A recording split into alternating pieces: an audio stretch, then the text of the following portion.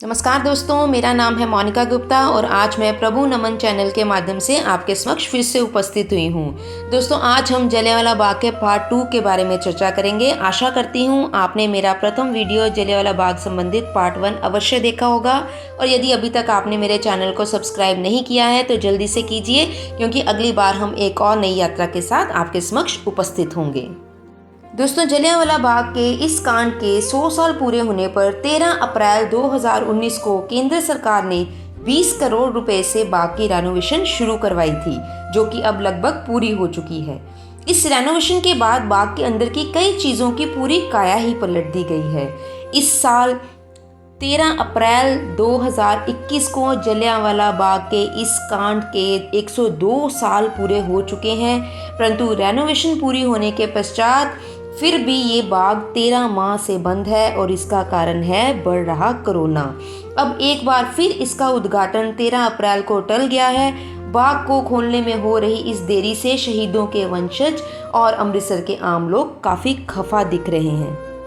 दोस्तों, बाग की पहचान बन चुकी 5 जगहें अब आपको बिल्कुल नए रंग रूप में देखने को मिलेंगी। हर साल इस पावन धरा को देखने के लिए देश विदेश से 6 से 8 लाख सैलानी इसको देखने के लिए आते हैं और यहाँ से जाने वाले हर शख्स के जहन में जलियांवाला बाग की एक तस्वीर रहती ही रहती है। तो दोस्तों, आज हम बात करते हैं उस शहीदी लाट की, जो कि पहले देखने को इस तरह की मिलती थी, परंतु अब इसमें कुछ परिवर्तन किया गया है। शहीदी लाट अब आपको पानी के टैंक के बीच में खड़ी नजर आएगी। इसके आसपास कमल और कुमुदनी के फूल खिले हुए नजर आएंगे। रोज शाम को यहाँ लाइट एंड साउंड शो के जरिए 13 अप्रैल 1919 का पूरा घटनाक्रम दिखाया जाएगा।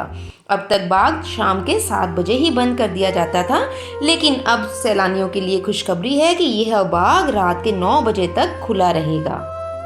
दोस्तों, बाग के अंदर मुख्य प्रवेश गली में भी कुछ परिवर्तन किया गया है। बाग में जाती हुई मुख्य गली के दोनों तरफ पहले सपाट दीवारें थी।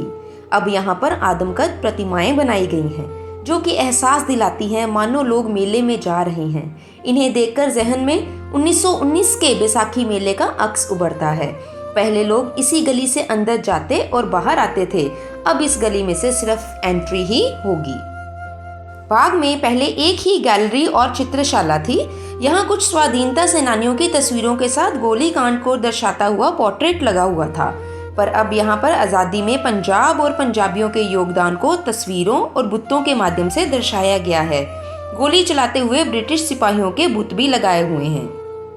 बाग में बने हुए शहीदी कुएं के चारों तरफ नानकशाही ईंटों की 12 फीट ऊंची गोलाकार दीवार बनाकर उसमें बड़े बड़े शीशे लगाए गए हैं। इन शीशों के जरिए लोग कुएं में गहरे तक देख सकेंगे और रात में ये कुआं रंग बिरंगी रोशनी से जगमगाएगा। दोस्तों, बाग के अंदर 2 दीवारों पर यहाँ गोलियों के लगने के निशान बने हुए थे। पहले भी उन्हें संरक्षित किया गया था, परंतु समय के साथ साथ अब वो निशान मिटने लगे थे। इसलिए अब उन्हें संरक्षित करने के लिए शीशे से ढककर शेड लगा दिए गए हैं, ताकि इन निशानों पर बारिश और धूप का असर ना पड़ सके। बाग में 3 नए म्यूजियम बनाए गए हैं, जिनमें उस समय की याद दिलाती हुई आदमकद प्रतिमाएं लगी हुई हैं। यहाँ बाग से जुड़े हुए साहित्य के अलावा ऑडियो और वीडियो के जरिए उस समय के घटनाक्रम, शहीदों और आज़ादी के संघर्ष में योगदान देने वालों की कहानियाँ डॉक्यूमेंट्री के रूप में बयां होंगी। ऊपरी मंजिल पर 7D प्रोजेक्शन मैपिंग सिस्टम भी लगाया गया है। दोस्तों, अमर शहीद ज्योति को पीछे खिसकाकर उस जगह को राजघाट वाला लुक दिया गया है, ताकि लोग यहाँ पर आकर आज़ादी के संघर्ष की कहानी को महसूस कर सकें। तो दोस्तों, ये थी बाग के वो कुछ स्थान जिनमें अब परिवर्तन करने के पश्चात अब हम उन्हें नए रंग रूप के साथ देख सकते हैं, परंतु कोरोना महामारी के चलते हुए अब ये स्थान हमें कब देखने को मिलता है, इसकी हम आशा शीघ्र ही करते हैं कि जल्दी से रेनोवेशन होने के पश्चात अब इसका उद्घाटन हो और ये बाग हम शीघ्रता से देख पाएँ। तो अब बात करते हैं जलियांवाला बाग के बाहरी बाज़ार की। तो यदि हम शुरू करें तो कटरा जैमल सिंह के पास एक खाने पीने से संबंधित बहुत ही मशहूर ढाबा है जिसका नाम है ब्रह्मा दा ढाबा, जिसको हम ब्रदर्स का ढाबा भी कहते हैं। तो दोस्तों, यदि आप जलियांवाला बाग देखने के लिए आते हैं तो इसके खाने को अवश्य टेस्ट करें, क्योंकि इसकी माँ की दाल, लच्छेदार परांठा, चने और साथ में अगर फिरनी हो तो इसका मज़ा और भी डबल हो जाएगा। और यदि हम आगे बढ़ते हैं तो सबसे पहले हमें महाराजा रणजीत सिंह जी का घोड़े के सहित एक बहुत ही आदमकद स्टैचू मिलेगा, जिसके साथ आप कई पिक्स खिंचवा सकते हैं। और उसके बढ़ते बढ़ते वहाँ पर पंजाबी बाज़ार शुरू हो जाता है। उस बाज़ार के अंतर्गत आपको पंजाबी चप्पलें, फुलकारी के दुपट्टे, पंजाबी सूट और परांदियाँ और इसके अलावा बहुत सारे बच्चों से संबंधित खिलौने और खाने पीने की चीज़ों का प्रबंध भी किया गया है। तो वहाँ पर अगर आप आते हैं तो आप इन चीज़ों की खरीदारी भी आसानी से कर सकते हैं। बाग के पास ही बहुत से होटलों का भी प्रबंध किया गया है, तो ये आपकी रेंज के अनुसार आपके बजट में बहुत इजीली मिल जाएंगे।